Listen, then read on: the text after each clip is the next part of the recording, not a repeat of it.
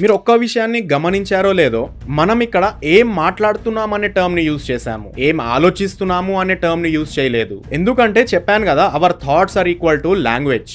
Language మాట్లాడబడుతుంది, ఆలోచించబడదు.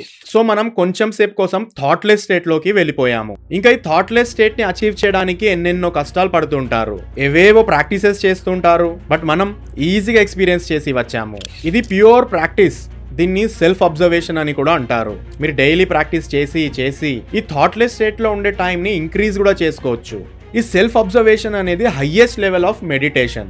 దీంట్లో మీరు కళ్ళు మూసుకొని కాదు, కళ్ళు తెరుచుకొని ప్రపంచాన్ని యాజ్ ఇట్ ఈస్ గా అబ్జర్వ్ చేయాల్సి ఉంటుంది. మీ మైండ్ ని ఒక థర్డ్ పర్సన్ లాగా అసలు ఏం థాట్స్ వస్తున్నాయి, ఎందుకు వస్తున్నాయి అని అబ్జర్వ్ చేయగలిగితే చాలు, మీరు మీ మైండ్ ని కంట్రోల్లో పెట్టుకోవచ్చు. ఫర్ ఎగ్జాంపుల్, మీకు కోపం వచ్చినప్పుడు అసలు ఈ కోపం ఎందుకు వస్తుంది, దాని రూట్ కాజ్ ఏంటి, దానికి నేను ఇస్తున్న రియాక్షన్ కరెక్టేనా కాదా